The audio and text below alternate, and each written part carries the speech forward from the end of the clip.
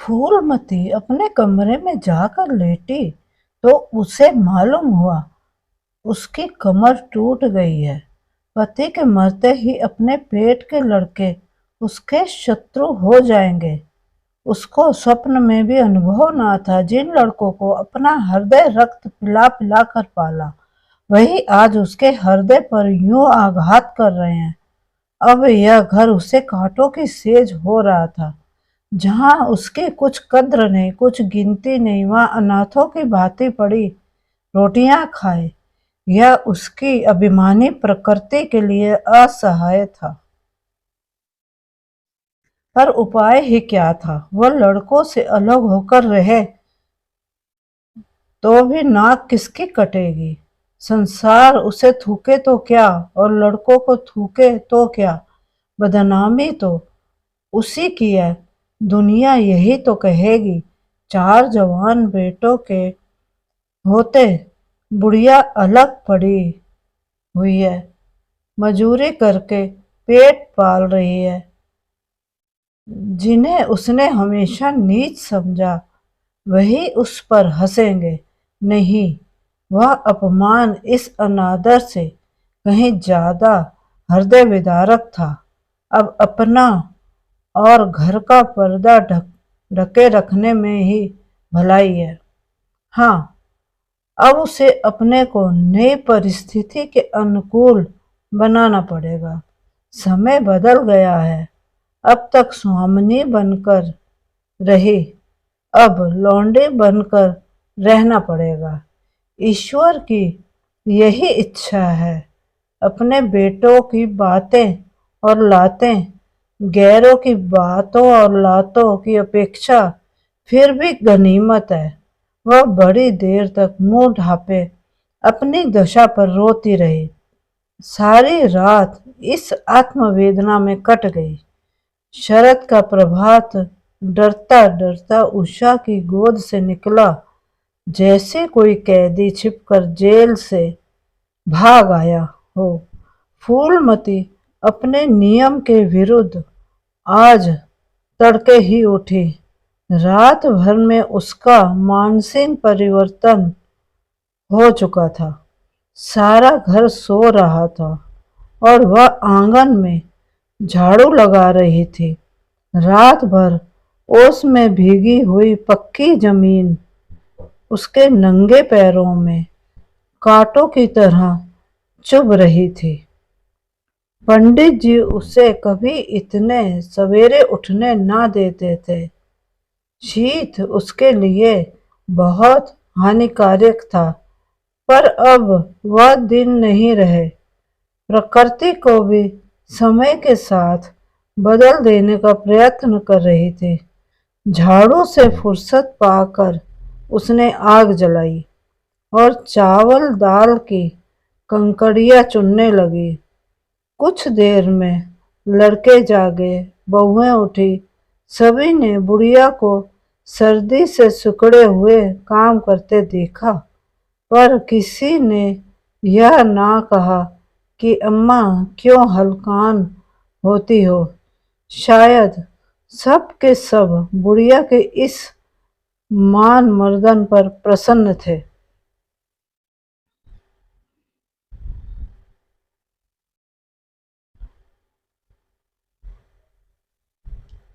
आज से फूलमती का यह नियम हो गया कि जी तोड़कर घर का काम करना और अतरंग नीति से अलग रहना। उसके मुख पर जो एक आत्मगौरव झलकता था, उसकी जगह अब गहरी वेदना छाई हुई नजर आती थी। जहां बिजली जलती थी, वहां अब तेल का दिया टिमटिमा रहा था, जिसे बुझा देने के लिए हवा का एक हल्का सा झोंका काफी है। मुरारी लाल को इनकारी पत्र लिखने की बात पक्की हो चुकी थी। दूसरे दिन पत्र लिख दिया गया। दीनदयाल से कुमुद का विवाह निश्चित हो गया। दीनदयाल की उम्र 40 से कुछ अधिक थी। मर्यादा में भी कुछ ऐंठे थे, पर रोटी दाल से खुश थे। बिना किसी ठहराव के विवाह करने पर राजी हो गए। तिथि नियत हुई, बारात आई, विवाह हुआ और कुमुद विदा कर दी गई। फूलमती के दिल पर क्या गुजर रही थी, इसे कौन जान सकता है। कुमुद के दिल पर क्या गुजर रही थी, इसे कौन जान सकता है। पर चारों भाई बहुत प्रसन्न थे, मानो उनके हृदय का कांटा निकल गया हो। ऊंचे कुल की कन्या मुंह कैसे खोलती। भाग्य में सुख भोगना लिखा होगा, सुख भोगेगी। दुख भोगना लिखा होगा, दुख भोगेगी। हरी इच्छा बेवसों का अंतिम अवलंब है। घर वालों ने जिससे विवाह कर दिया, उसमें हजार ऐब हों तो भी वह उसका उपास्य, उसका स्वामी है। प्रतिरोध उसकी कल्पना से परे था। फूलमती ने किसी काम में दखल न दिया।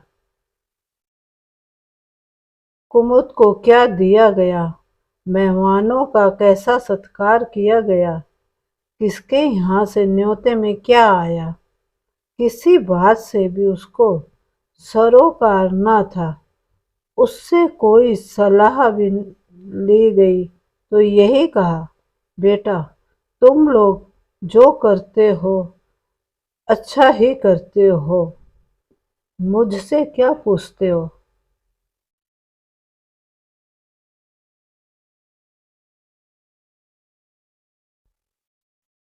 जब कुमुद के लिए द्वार पर डोली आ गई और कुमुद माँ के गले लिपट कर रोने लगी, तो वह बेटी को अपनी कोठरी में ले गई और जो कुछ 150 रुपए और 2-4 मामूली गहने उसके पास बच रहे थे, बेटी के आंचल में डालकर बोली, बेटी मेरी तो मन की मन में रह गई, नहीं तो क्या आज तुम्हारा विवाह इस तरह होता और तुम इस तरह विदा की जाती।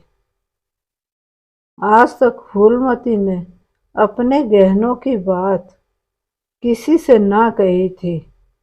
लड़कों ने उसके साथ जो कपट व्यवहार किया था, इसे चाहे वह अब तक ना समझी हो, लेकिन इतना जानती थी कि गहने फिर न मिलेंगे और मनोमालिन्य बढ़ने के सिवा कुछ हाथ न लगेगा। लेकिन इस अवसर पर उसे अपनी सफाई देने की जरूरत मालूम हुई। कुमुद यह भाव मन में लेकर जाए कि अम्मा ने अपने गहने बहुओं के लिए रख छोड़े, इसे वह किसी तरह ना सह सकती थी, इसलिए वो अपनी कोठरी में ले गई। लेकिन कुमुद को पहले ही इस कौशल की टोह मिल चुकी थी। उसने गहने और रुपए अंचल से निकालकर माता के चरणों पर रख दिए और बोली, अम्मा मेरे लिए तुम्हारा आशीर्वाद लाखों रुपयों के बराबर है। तुम इन चीजों को अपने पास रखो। ना जाने अभी तुम्हें किन विपत्तियों का सामना करना पड़े। फूलमती कुछ कहना ही चाहती थी कि उमानाथ ने आकर कहा, क्या कर रही है कुमुद, चल जल्दी कर, साइथ निकली जाती है। वह लोग हाय हाय कर रहे हैं, फिर तो 2-4 महीने में आएगी ही, जो कुछ लेना देना हो ले लेना। फूलमती के घाव पर जैसे मानो नमक पड़ गया। बोली, मेरे पास अब क्या है भैया जो मैं इसे दूंगी। जाओ बेटी, भगवान तुम्हारा सुहाग अमर करे।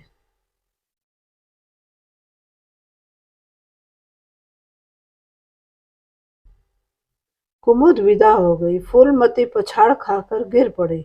जीवन की अंतिम लालसा नष्ट हो गई। 1 साल बीत गया। फूलमती का कमरा घर में सब कमरों से बड़ा और हवादार था। कई महीनों से उसने बड़ी बहू के लिए खाली कर दिया था और खुद एक छोटी सी कोठरी में रहने लगी, जैसे कोई भिखारी न हो। बेटों और बहुओं से अब उसे जरा भी स्नेह ना था। वह अब घर की लौंडी थी। घर के किसी प्राणी, किसी वस्तु, किसी प्रसंग से उसे प्रयोजन ना था। वह केवल इसलिए जीती थी कि मौत न आती थी। सुख या दुख का अब उसे लेश मात्र भी ज्ञान न था। उमानाथ का औषधालय खुला। मित्रों की दावत हुई। नाच तमाशा हुआ। दयानाथ का प्रेस खुला। फिर जलसा हुआ। सीतानाथ को वजीफा मिला और विलायत गया। और फिर उत्सव हुआ। कामतानाथ के बड़े लड़के का यज्ञोपवीत संस्कार हुआ। फिर धूमधाम हुई, लेकिन फूलमती के मुख पर आनंद की छाया तक न आई। कामतानाथ टाइफाइड में महीने भर बीमार रहा और मरकर उठा। दयानाथ ने अपने पत्र का प्रचार बढ़ाने के लिए वास्तव में एक आपत्तिजनक लेख लिखा और 6 महीने की सजा पाई। उमानाथ ने एक फौजदारी के मामले में रिश्वत लेकर गलत रिपोर्ट लिखी और उसकी सनद छीन ली गई, पर फूलमती के चेहरे पर रंज की परछाई तक न पड़ी। उसके जीवन में अब कोई आशा, कोई दिलचस्पी, कोई चिंता न थी। बस पशुओं की तरह काम करना और खाना, यही उसकी जिंदगी के 2 काम थे। जानवर मारने से काम करता है और खाता है मन से। फूलमती बेकहे काम करती थी, पर खाती थी विष के कौर की तरह। महीनों सिर में तेल न पड़ना, महीनों कपड़े न धुलते, कुछ परवाह नहीं, चेतना शून्य हो गई थी। सावन की झड़ी लगी हुई थी। मलेरिया फैल रहा था। आकाश में मटियाले बादल थे। जमीन पर मटियाला पानी। आर्द्रवायु शीत, ज्वर और श्वास का वितरण करती फिरती थी। घर की मेहरी बीमार पड़ गई। फूलमती ने घर के सारे बर्तन मांजे, पानी में भीग भीग कर सारा काम किया। फिर आग जलाई और चूल्हे पर पतीलियां चढ़ा दी। लड़कों को समय पर भोजन तो मिलना चाहिए। सहसा उसे याद आया, कामतानाथ नल का पानी नहीं पीते। उसी वर्षा में गंगा जल लाने चले। कामतानाथ ने पलंग पर लेटे लेटे कहा, रहने दो अम्मा, मैं पानी भर लाऊंगा। आज मेरी खूब बैठ रही। फूलमती ने मटियाले आकाश की ओर देखकर कहा, तुम भीग जाओगे बेटा, सर्दी हो जाएगी। कामतानाथ बोले, तुम भी तो भीग रही हो, कहीं बीमार न पड़ जाओ।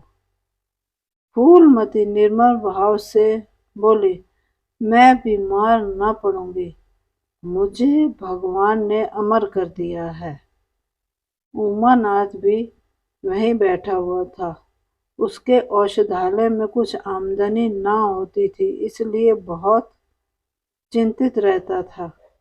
भाई भावज की मुंह देखी करता रहता था। बोला, जाने भी दो भैया, बहुत दिन बहुओं पर राज कर चुकी है, उसका प्रायश्चित तो करने दो। गंगा बढ़ी हुई थी, जैसे समुद्र क्षितिज सामने के कूल से मिला हुआ था। किनारों के वृक्षों की केवल फुनगियां पानी के ऊपर रह गई थी। घाट ऊपर तक पानी में डूब गए थे। फूलमती कलसा लिए नीचे उतरी, पानी भरा और ऊपर जा रही थी कि पांव फिसला। संभल न सकी, पानी में गिर पड़ी। पल भर हाथ पांव चलाए, फिर लहरें उसे नीचे खींच ले गई। किनारे पर दो चार पंडे चिल्लाए, दौड़ो दौड़ो, बुढ़िया डूबी जाती है। दो चार आदमी दौड़े भी, लेकिन फूलमती लहरों में समा गई थी। उन बल खाती हुई लहरों में, जिन्हें देखकर ही हृदय कांप उठता था। एक ने पूछा, अरे कौन बुढ़िया थी? अरे वही पंडित अयोध्या नाथ की विधवा है। अयोध्या नाथ तो बड़े आदमी थे। हाँ थे, पर इसके भाग्य में ठोकर खाना लिखा था।